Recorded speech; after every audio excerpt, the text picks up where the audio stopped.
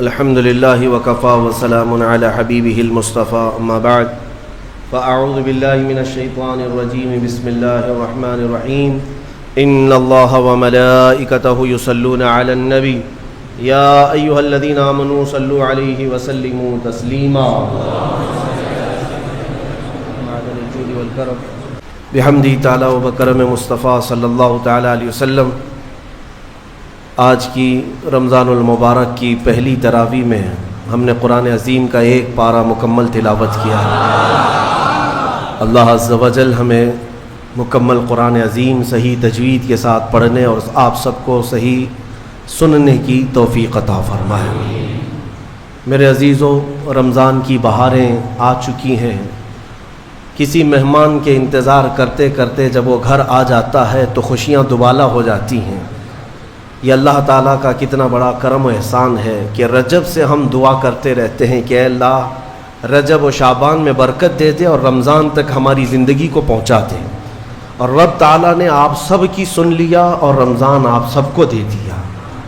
ورنہ آج بھی کچھ لوگوں کی موت ہوئی ہے، آج کے دن بھی کئی لوگوں کی موت ہوئی ہے۔ چاند دکھنے سے پہلے بھی کچھ لوگ قبرستان جا چکے ہیں۔ وجہ یہ ہے کہ وہ رجب بھی پا لیے، شعبان بھی پا لیے، مگر ان کی زندگی میں اس سال کا رمضان نہیں لکھا ہوا تھا، اور جسے رمضان مل گیا اللہ کا ایک اور احسان اس کے ساتھ ہے۔ لہٰذا اے سنی مسلمانوں، اس کی قدر کرو، اسے ہلکے میں نہ لو۔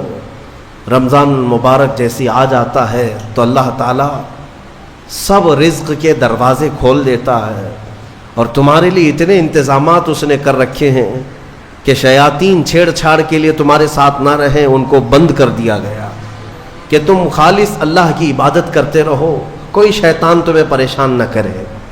اسی لیے تو قید کر کے رکھا گیا شیطانوں کو، جب تک عید کا چاند نظر نہیں آئے گا کوئی شیطان نہیں اترے گا۔ میرے عزیزو، اللہ تعالیٰ نے تمہارے لیے انتظامات اتنے کیے، یہاں تک کہ حدیث رسول ہے، میرے آقا فرماتے ہیں قیامت کے دن رمضان اور قرآن جس کی حمایت میں کھڑے ہو گئے اس سے جنت میں جانا واجب ہو جائے گا۔ جس کی یہ شفاعت کر دیں رمضان اور قرآن، اور ساتھ میں میرے آقا صلی اللہ علیہ وسلم نے یہ بھی فرمایا، یاد رکھو رمضان اور قرآن جس کے خلاف کھڑے ہو گئے تو پھر اس کو دوزخ میں جانا واجب ہو جائے گا۔ اللہم اجعل القرآن حجتا لنا لا حجتا علینا، اے اللہ قرآن کو ہمارے لیے سفارشی بنا، مددگار بنا، ہمارے خلاف مقدمہ کرنے والا نہ بنا۔ آج رمضان المبارک کی جو خصوصیات ہے وہ تراویح کی شکل میں ہمیں ملی ہے۔ بہت سارے لوگوں کو ایسا لگتا ہے کہ 20 رکعت ہے، لمبی ہے، کون پڑھے گا، پھر پڑھ لیں گے، پھر دیکھ لیں گے۔ جس کے اندر یہ سستی اور کاہلی آئی، یہ علامت میں بتا رہا ہوں آپ کو، علامت حدیث رسول ہے، نماز صرف منافق پر بھاری ہوتی ہے، مومن پر نہیں۔ مومن ہوگا تو نماز میں لذتیں محسوس کرے گا، منافق ہوگا تو اس کے لیے نماز اور بھاری ہوگی۔ ارے امام صاحب اتنی لمبی قرات کرتے ہیں، کھڑے ہیں تو کھڑے ہو گئے، رکوع میں جا ہی نہیں رہے، یہ کس کو بھاری لگتی ہے؟ جس کے اندر نفاق ہو۔ وَإِنَّهَا لَكَبِيرَةٌ إِلَّا عَلَى الْخَاشِعِينَ، آج ہم نے تلاوت بھی کیا ہے اس آیت کو پہلے پارے میں۔ رب تعالیٰ فرماتا ہے یہ اللہ سے خوف کرنے والوں کے لیے نماز بھاری ہو ہی نہیں سکتی، منافقین کے لیے یہ بھاری ہے۔ قرآن میں ان کی صفت بیان کیا اللہ تعالیٰ نے، منافقین جب نماز کے لیے کھڑے بھی ہوتے ہیں، یراؤن الناس، لوگوں کو دکھانے کے لیے کھڑے ہوتے ہیں، اور لوگوں کو دکھانے کے لیے کھڑے ہوتے ہیں، ان کا ایمان نہیں ہوتا کہ اس نماز سے کچھ ملے گا۔ اس لیے اپنی کیٹیگری چیک کرنے کا بھی یہ مہینہ ہے کہ ہم ایمان والوں میں سے ہے کہ منافقین میں سے، کیٹیگری چیک ہو جاتی ہے۔ اس لیے ان کی اس رمضان کی صفوں کو خالی ہرگز ہونے نہ دینا، ورنہ نفاق کا دھبا لگ جائے گا۔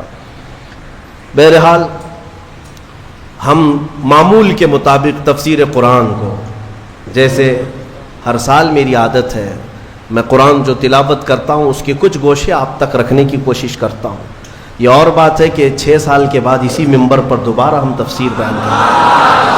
اللہ تعالیٰ اس مسجد کو ہمیشہ شاد و آباد رکھے.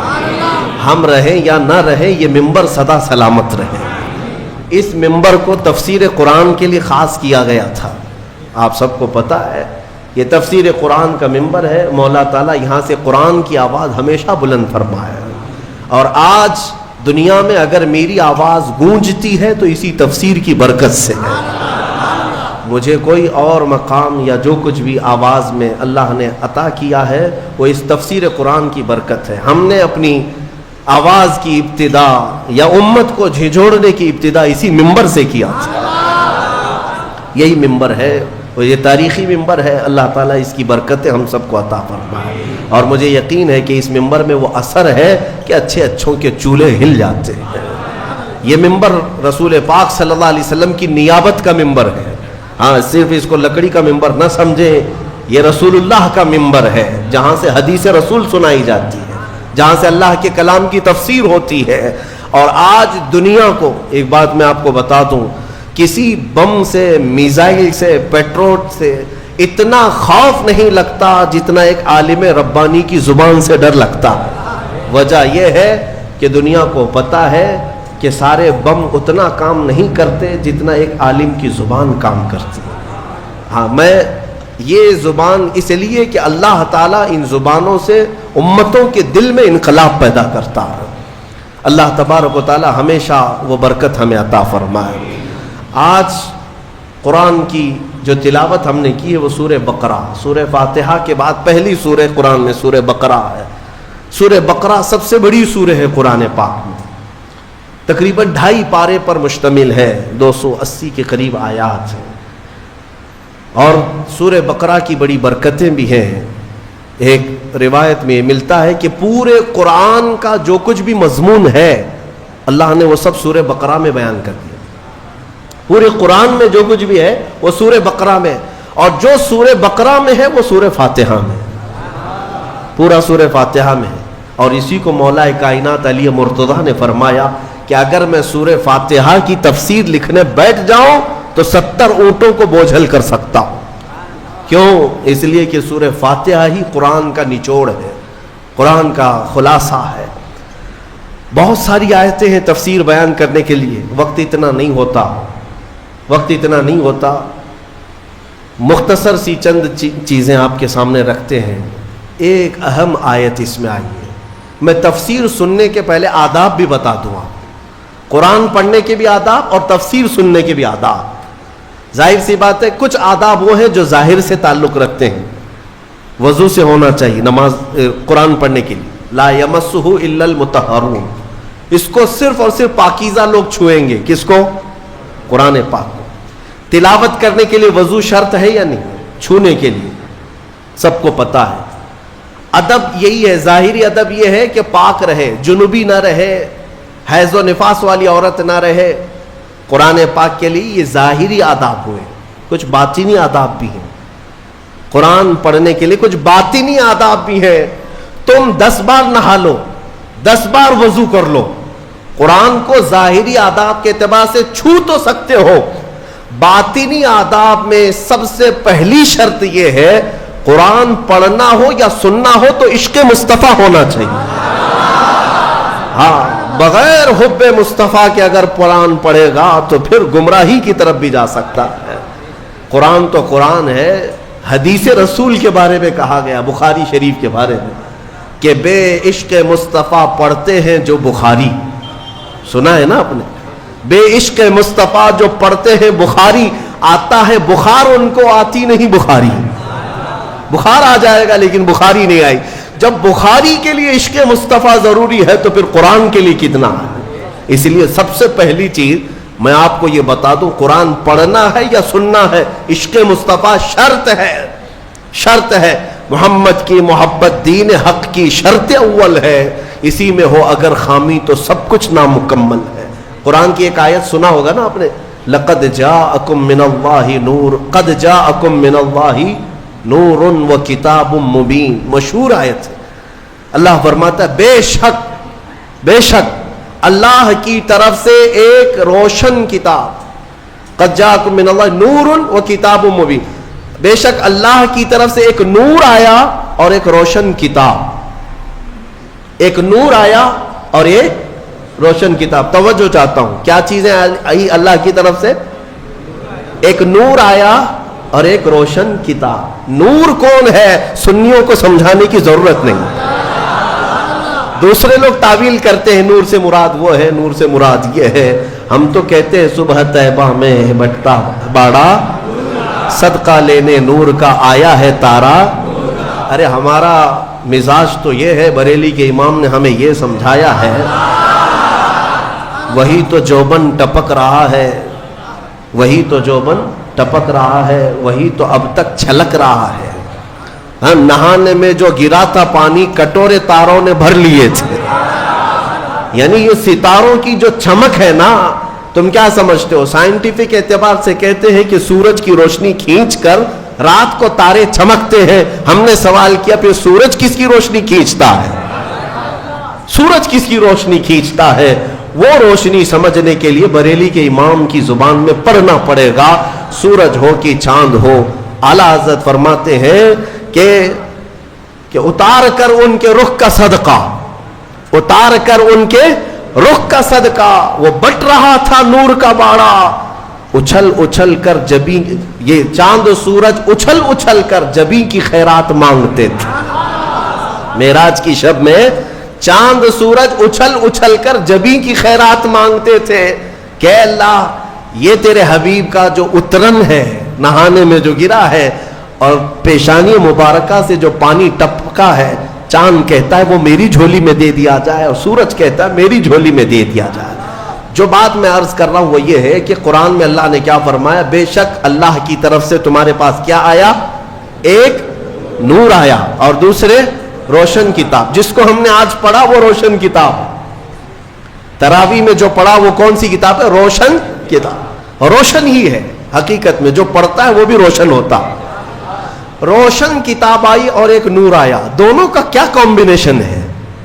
دونوں کا کیا تعلق ہے؟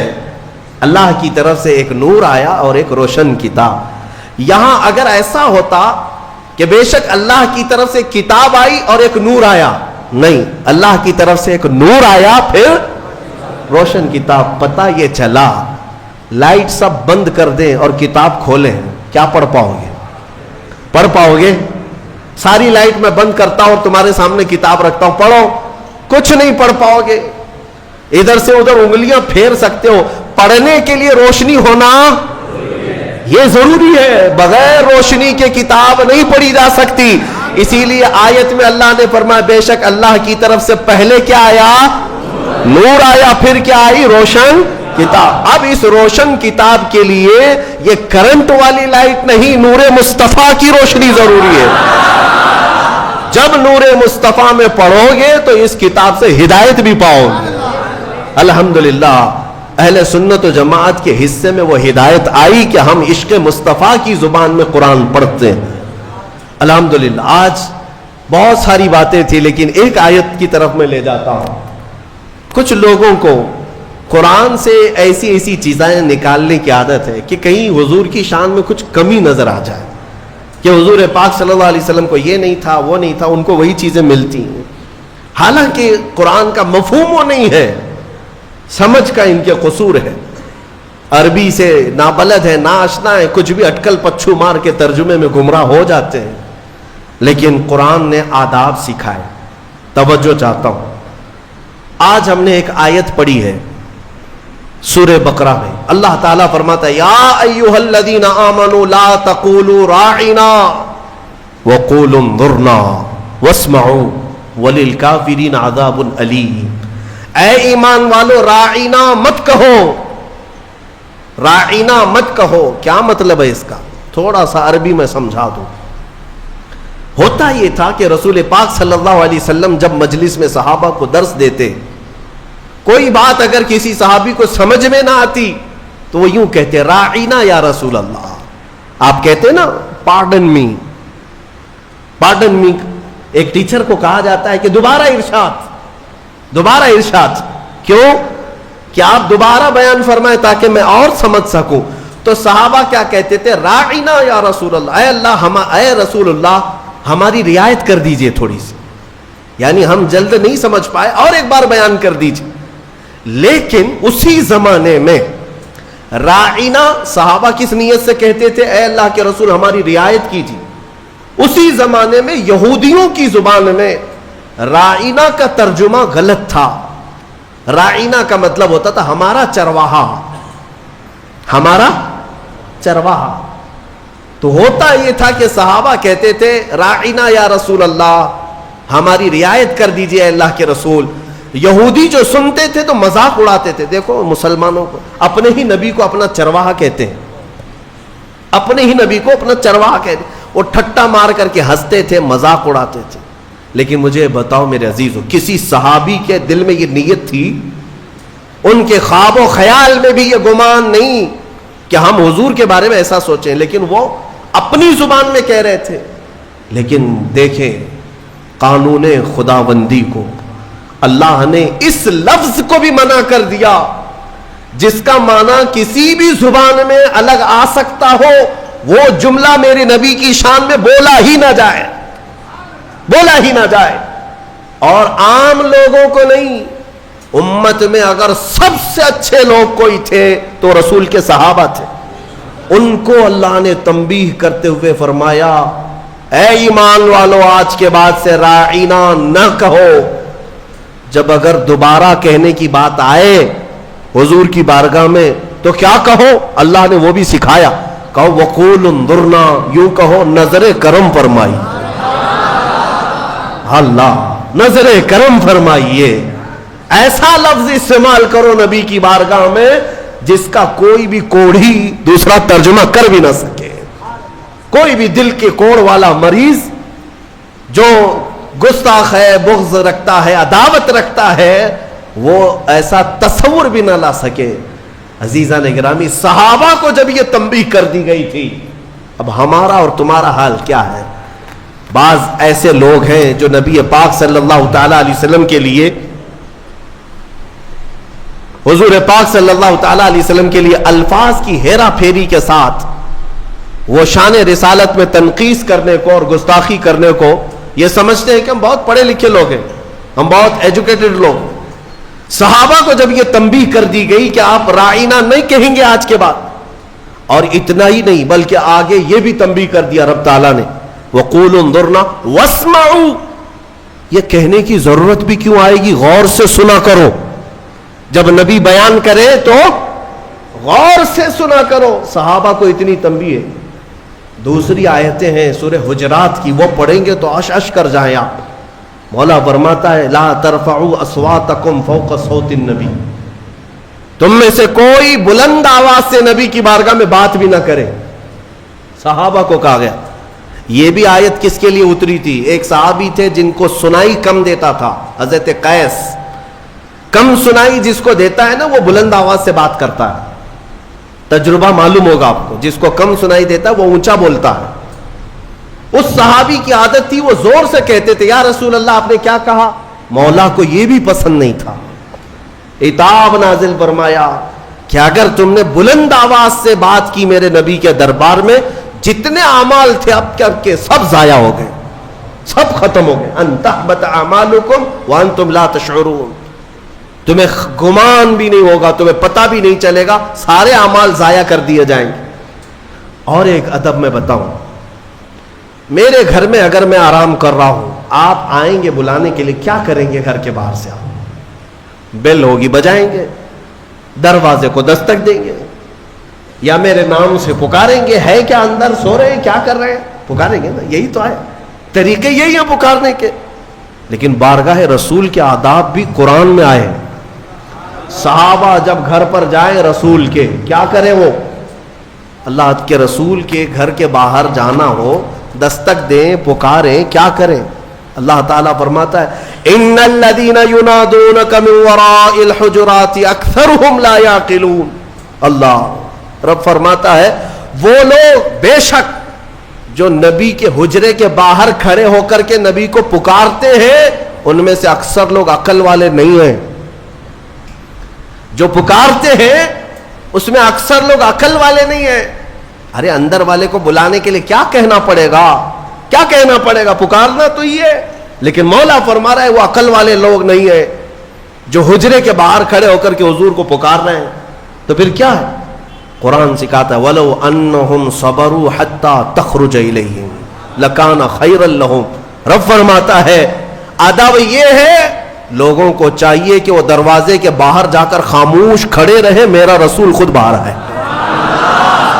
ارے نادانوں پوچھو, رسول دروازے بند اندر بیٹھ کر باہر کون کھڑا ہے کیسے جانتے ہیں؟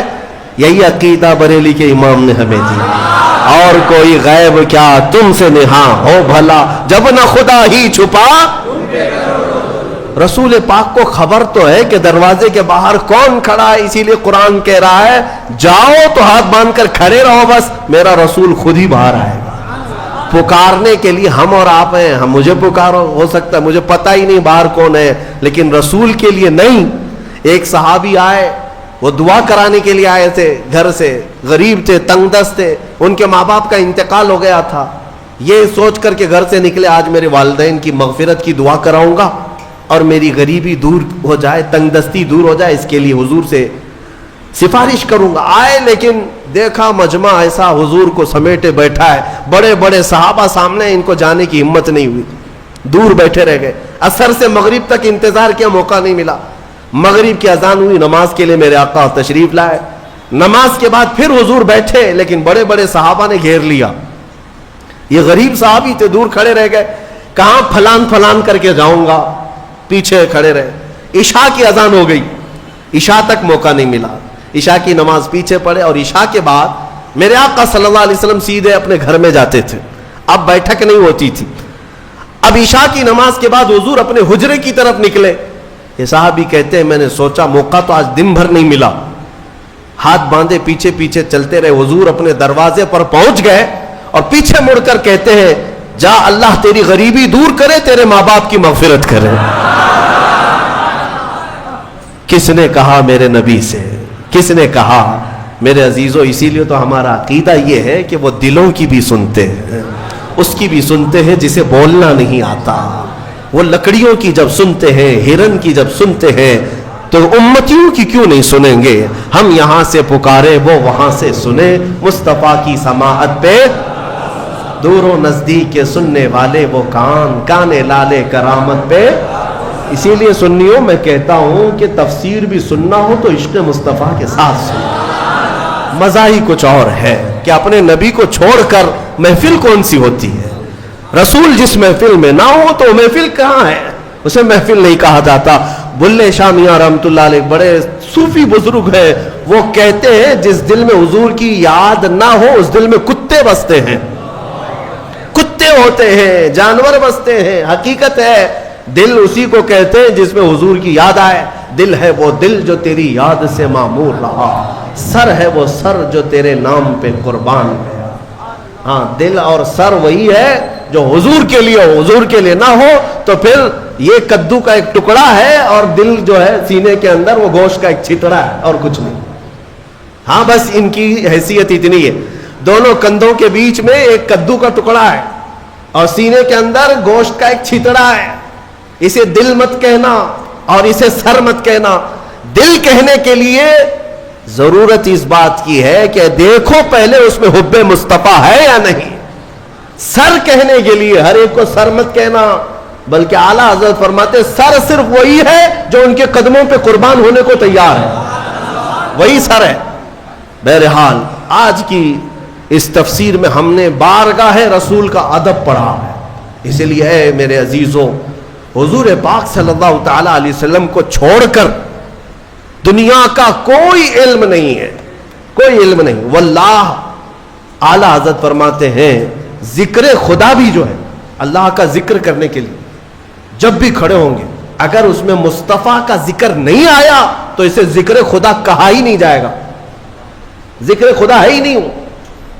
ذکر خدا جو ان سے جدا چاہو نہ جدیو, واللہ ذکر حق نہیں کنجی سقر کی ہے. فرماتے ہیں یہ جہنم کی چابی ہے. حضور کا ذکر چھوڑ کر کے اگر تم کہتے ہو بخدا خدا کا یہی ہے در, نہیں اور کوئی مفر مکر. اس کو میں سمجھاؤں آپ کو. اعلیٰ حضرت فرماتے ہیں مفر کا مطلب ہوتا ہے بھاگنے کی جگہ, اور مکر کہتے ہیں ٹھہرنے کی جگہ. حضور کو اگر چھوڑو گے تو نہ بھاگنے کی جگہ ہے نہ ٹھہرنے کی جگہ ہے. ہبلی میں نہیں, پوری دنیا میں. ہاں, نہ بھاگنے کی جگہ ملے گی نہ ٹھہرنے کی جگہ ملے گی حضور کو اگر چھوڑو گے. اگر کوئی یہ سمجھتا ہے نا ہمارے پاس جگہ ہے ہمارے پاس, کس کے, ہاں پی ایم کے چرنوں میں ہے, سی ایم کے چرنوں میں ہے ہمارے پاس جگہ, تو جتنے دن راج کرنا ہو 4 دن کی چاندنی ہے. پھر دیکھنا ایک وقت آئے گا جب تمہاری روح قبض ہوگی, سامنا میرے مصطفیٰ کا کرنا ہوگا, اور پھر ملائکہ تمہیں بتائیں گے, اور قیامت کا دن تو یہ حساب کا ہوگا. دیکھنی ہے حشر میں عزت رسول اللہ, وہاں کسی کی نہیں چلنے والی, کسی کی نہیں ہے. خلیل اللہ کو بھی حاجت رسول اللہ.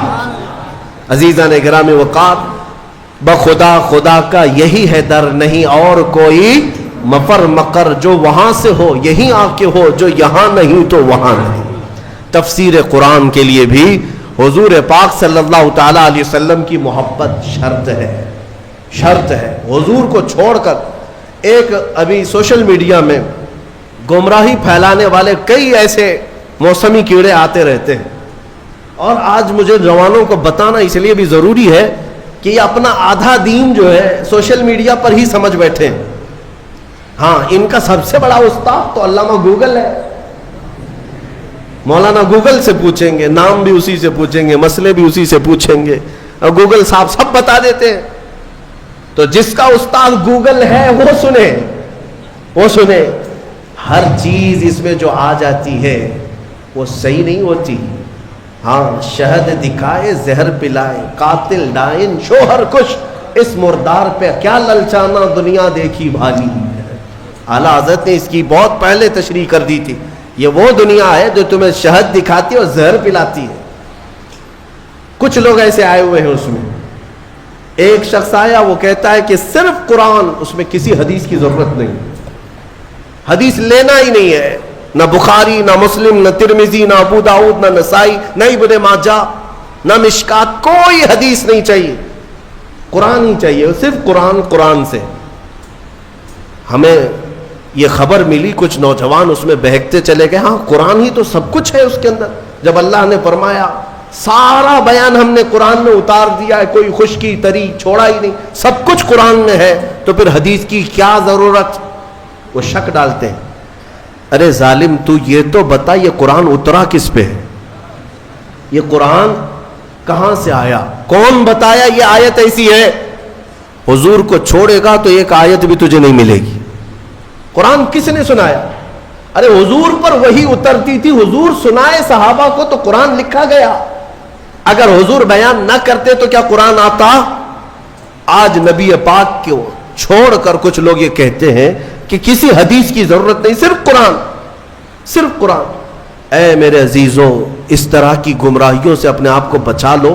میں حدیث میں یہ بھی بتا دوں, حضور پاک صلی اللہ علیہ وسلم نے یہ بھی بشارت 1400 سال پہلے دی. فرمایا ایک زمانہ تم پر آئے گا, ایک شخص آئے گا جو تکیے پر ٹیک لگا کر بیٹھا رہے گا, اور پھر لوگوں سے کہے گا کہ صرف قرآن ہی کافی ہے, کسی حدیث کی ضرورت نہیں. حضور نے 1400 سال پہلے بتایا, 1400 سال پہلے حضور نے آگاہ فرمایا کہ ایسی گمراہ لوگوں سے. اور حضور نے یہ بھی فرمایا یہ وہ لوگ ہیں جن کے لیے قرآن حلق سے نہیں اترتا, انہیں قرآن کی سمجھ نہیں ہے, لیکن وہ قرآن کے ذریعے پوری دنیا کو گمراہ کرنے کی کوشش کرتے.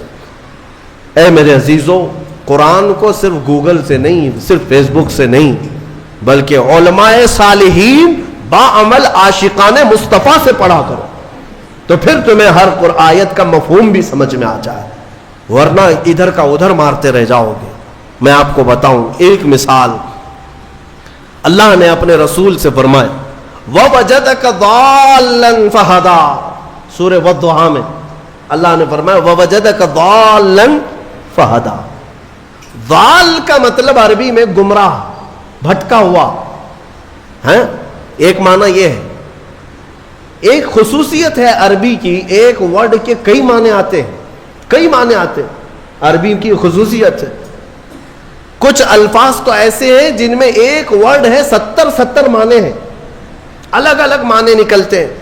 یا عقل والا دیکھ کر کے ترجمہ کرے گا یہاں کیا مراد ہے.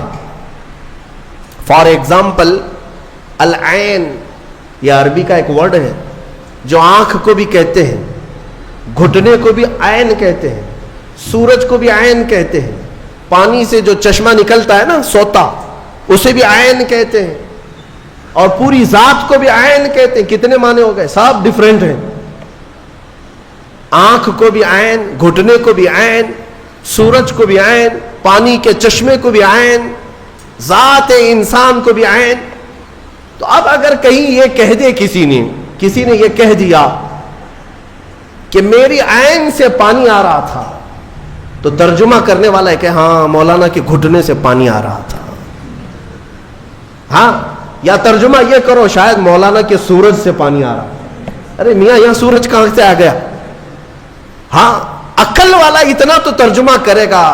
اگر یہ کہہ رہے میری عین سے پانی آ رہا تھا تو شاید ان کی آنکھ سے پانی آ رہا. سمجھ میں آیا؟ ہاں، اتنی تو سمجھ ماشاءاللہ ہمارا مجمع رکھتا ہے. اگر میں ایک جملہ کہہ دوں تو ترجمہ آپ خود ہی کر لیں گے. مثال کے طور پر اگر میں یہ کہہ دوں عربی میں کہ آج عین 6:30 بجے نکل گیا، تو آپ ترجمہ کیا کریں گے؟ مولانا کا گھٹنا 6:30 بجے نکل گیا. یہ کریں گے؟ آپ کیا کریں گے؟ سچ بتاؤ. سورج. الحمدللہ، یہ عقل ہے، یہ اتنی سمجھ ہے کہ سورج آج 6:30 بجے نکل گیا، یہ مطلب ہے. لیکن آؤ، جس کی مت ماری جاتی ہے، جس کے اندر عشق مصطفیٰ نہ ہو، کوڑ ہو، وہ ایسی ترجمے کرتا ہے. ضال کا مطلب ہوتا ہے راستہ چھوڑا ہوا، بھٹکا ہوا.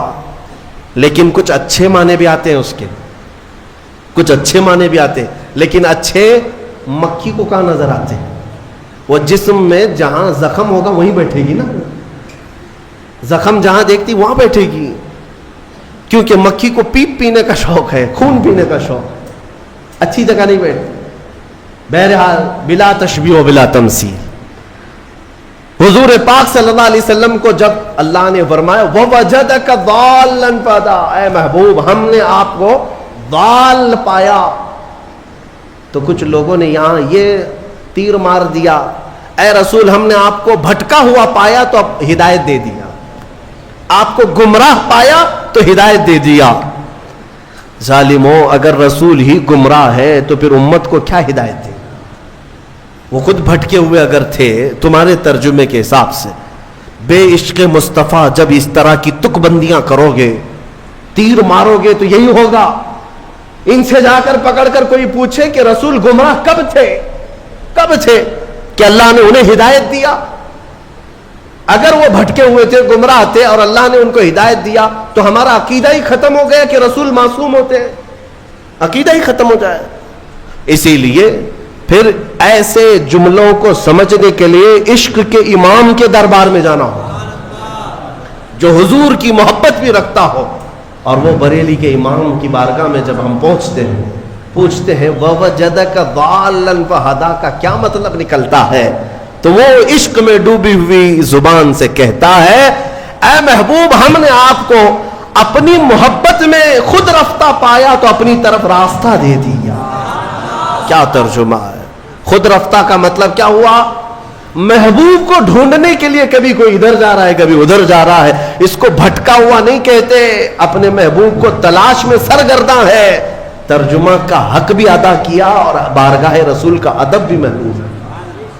اس لیے میں کہتا ہوں کہ پہلے نور کی ضرورت ہے، پھر روشن کتاب. اگر نور نہ ہو تو روشن کتاب نہیں نظر آئے گی.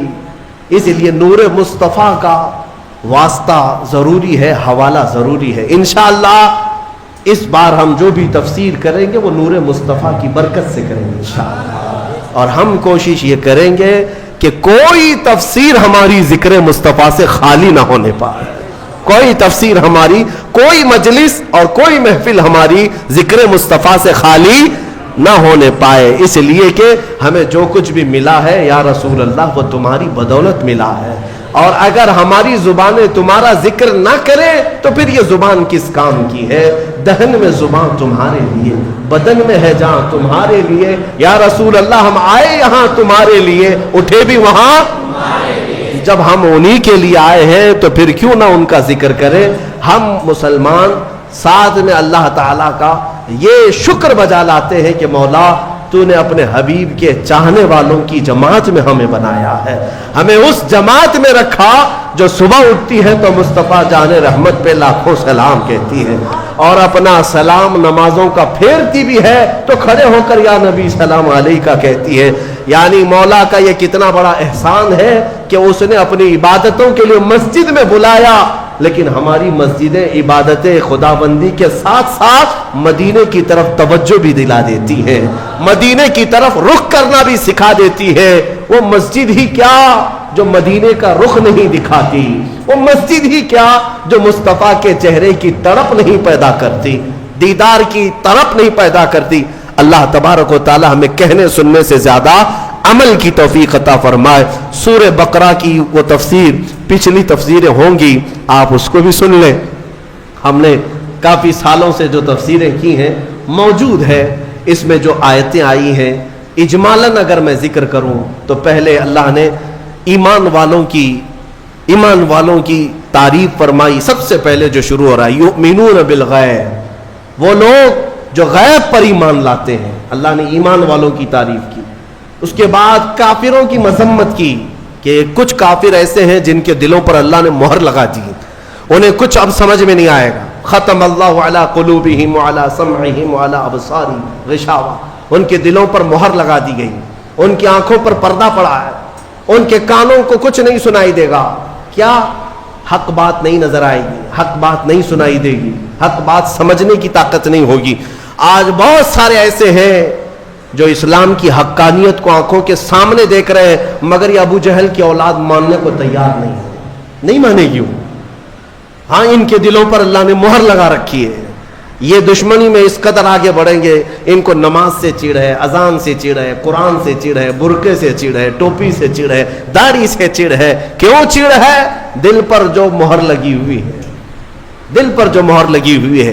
ان کا کام کیا ہے, ان کو کیا کرو گے آپ؟ بعض لوگ ابھی یہ سوچتے ہیں, ہمیں بھی کہتے ہیں کہ مولانا ہو سکتا ہے کچھ تقریروں سے وہ پلٹ جائیں, جن کو اللہ نے مہر لگا کے رکھا ہم کیا پلٹیں اس کو. اللہ نے اپنے رسول سے کہا انک لا تسمع الموتى, اے رسول ان مردوں کو آپ سنا نہیں سکیں گے. ان کو اللہ نے مردہ فرمایا. جو دشمنی میں جل رہا ہے اسے چھوڑ دیں, اسے چھوڑ دیں. ان قریب اللہ کی پکڑ میں وہ گرفتار ہوگا. ہاں, اگر انجانے میں کوئی بھٹکا ہوا ہے تو اس کو ہدایت دینے کے لیے کوشش ضرور کرنی چاہیے. تو جن کے دلوں پر مہر لگا ہے ان کا کوئی سروکار نہیں, نہ قرآن سے, نہ حدیث سے, نہ ہماری تقریروں سے, نہ نماز سے. تیسری ایک جماعت ہے جس کی مذمت میں اللہ نے 13 آیتیں نازل کی. 5 آیتیں مومنوں کی شان میں, 2 آیتوں کافروں کے لیے, 13 آیتیں ایک جماعت کے لیے آئی. وہ کون سی جماعت ہے میاں؟ مذبذبین بین ذالک لا الہ ہؤلاء ولا الہ ہؤلاء. قرآن کہتا ہے یہ وہ ہے جو مومنوں میں بھی نہیں ہے, کافروں میں بھی نہیں ہے, نہ ادھر کی ہے نہ ادھر کی ہے, ادھر کی ہے. اعلیٰ حضرت نے بھی فرمایا نہ ادھر کی ہے نہ ادھر کی ہے بلکہ ادھر کی ہے. یہ منافقین کی جماعت ہے. منافقین کی مذمت میں اللہ نے 13 آیتیں بیان کی اور اللہ نے ان کی سب صفتیں بیان کی ہے. کیا کیا کر, جب مال ملنے لگتا ہے تو کہتے ہیں ارے یہی تو حق مذہب ہے, ہاں اسی میں چلنے لگ جاتے ہیں, دوڑنے لگ جاتے ہیں. جہاں اسلام پر کوئی مصیبت آئی کہا ہم پہلے ہی بولتے نہیں تھے یہ بہت ڈینجر راستہ ہے, یہ بہت ڈینجر راستہ ہے. ہاں, ہم سے بہت سارے لوگ یہ کہیں گے ابھی اچھا چل رہا ہے, ارے مولانا کیا کہتے ہیں آپ, بہت اچھا ہے, بہت اچھا ہے. اور کبھی اگر ہمارے اوپر کوئی پکڑ آئی یا کوئی مصیبت میں نازل آئے, ہم پہلے ہی کہتے تھے مولانا بہت بولتا ہے, پہلے ہی بولتے تھے ہم, کیا ضرورت تھی, گھر میں بیٹھنا چاہیے تھا. مدینے کے کچھ منافقین جنگ احد کے بارے میں بھی ایسے ہی کہنے لگے. جب مسلمانوں کو شکست ہوئی جنگ احد میں تو واویلا مچائے, ہم پہلے ہی بولتے تھے نہیں جانا چاہیے تھا, ارے اپنے پاس اتنا ہتھیار نہیں, کچھ نہیں ہے, کیا ضرورت تھی جانے کی. یہ منافقین کی جماعت, ان کی اللہ نے صفات بھی قرآن میں بیان کر دی. اور میں کہتا ہوں میرے عزیز, میں نے اپنی ایک تفسیر میں کہا بھی تھا یہ چوہے ہیں, چوہے اپنی جماعت میں, یہ چھپے ہوئے چوہے, یہ غدار لوگ جو ہوتے ہیں یہ کرتے کیا ہیں؟ سیم چوہا. چوہا گھر میں جو رہتا ہے نا چھوٹا ہوتا ہے لیکن بڑی بڑی تار کاٹ دیتا ہے. کبھی کرنٹ کی تار کاٹ دیا, کبھی گیس کی پائپ لائن کٹ کر دیا. کرنٹ کی تار کھا جاتا ہے تو بجلی سپلائی بند, لائٹ بھی نہیں جل رہی, کچھ بھی نہیں ہو رہا.